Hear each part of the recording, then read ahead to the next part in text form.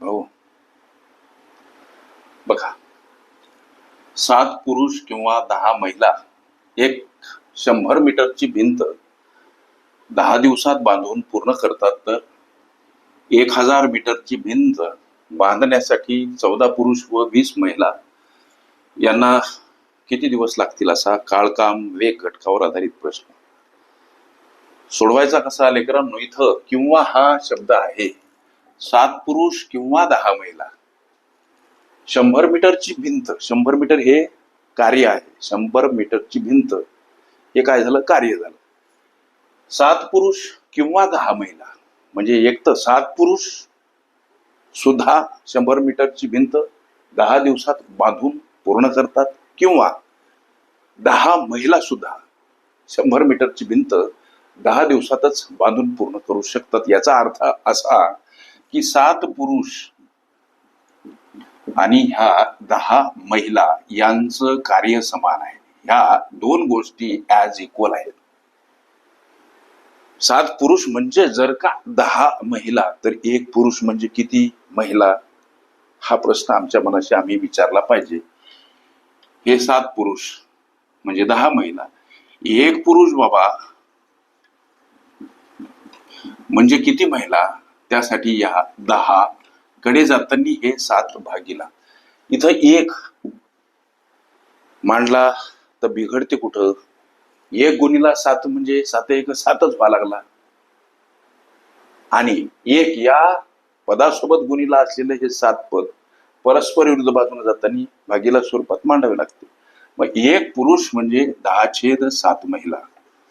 लक्षात घ्या, ही गोष्ट कळाली. आता दुसऱ्या राशीमध्ये 1000 मीटरची भिंत बांधायची आणि 14 पुरुष 20 महिला यांना किती दिवस लागतील असा प्रश्न विचारला. मात्र इथं किंवा वगैरे शब्द नाही, व हा शब्द आहे. म्हणजे 14 पुरुष आणि 20 महिला यांना किती दिवस लागतील हा संपूर्ण प्रश्न जर का स्त्रियांच्या कार्यक्षमतेमध्ये कन्वर्ट केला, तर इथं कर्तव्याचा भाग 14 पुरुष म्हणजे किती महिला, 14 पुरुष म्हणजे किती महिला, म्हणजे किती महिला हा प्रश्न. आता 14 पुरुष म्हणजे किती महिला? 1 पुरुष म्हणजे 10/7 महिला. मग अशा पद्धतीची ही मांडणी लेकरांनो. 7 दूनी 14 अर्थात 2 गुणिला 10 20 महिला. 14 पुरुष म्हणजे 20 महिला. संपूर्ण स्त्रियांच्या कार्यक्षमतेमध्ये प्रश्न कन्वर्ट करायचा म्हणजे काय? इथं 7 पुरुष आणि 10 महिला यांचं कार्य ऍज इक्वल आहे, आणि इथं किंवा शब्द आहे. याचा अर्थ 10 महिला 10 दिवसात हे झालं महिला.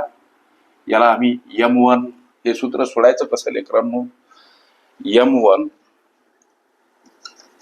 गुणिला D1 छेदस्थानी W1 बराबर M2 गुणिला D2 छेदस्थानी W2.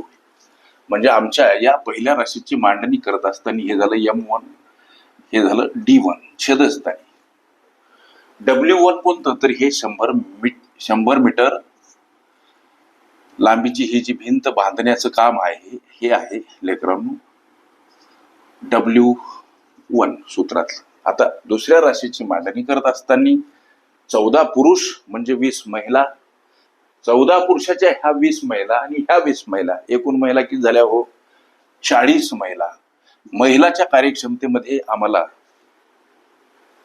हे गणित रूपांतरित करायचं. म्हणजे 40 महिला कशा आल्या? 14 पुरुषाच्या 20 महिला आणि ह्या समोर ऑलरेडी दिलेल्या 20 महिला. 20 आणि 20 किती झाले? 40 महिला. 1000 मीटर लांबीची भिंत किती दिवसात बांधून पूर्ण करतील हा प्रश्न विचारला. म्हणजे दुसऱ्या राशीतील हा M2 D2 आणि हा W2 त्रिराशिक पद्धतीने तिरपा गुणाकार 1000 या पदाचा या पदासोबत आणि 100 इकडे या 40 गुणिला प्रश्नासोबत गुणिला. 10 गुणिला हे 10 त्याच्यासोबत गुणिला येतील 1000 लेकरांनो, आणि या 40 गुणिला प्रश्न सोबत गुणिला येतील हे 100. आता 10 गुणिला 1000 या प्रश्नासोबत गुणिला असलेले हे पद इकडं भागीला स्वरूपात का मांडायचे समोर हे प्रश्नचिन्ह. संख्या परस्पर विरुद्ध बाजूने जाताना एखाद्या पदासोबत गुणीला असेल बागीला, बागीला असेल गुणीला. लक्ष द्या. अधिक असेल वजा, वजा असेल अधिक, अंशस्थानी असेल छेदस्थानी, छेदस्थानी असेल अंशस्थानी मांडा. हे काही गणितीय गुणधर्म. लेकरांनो इथं शून्य बघा.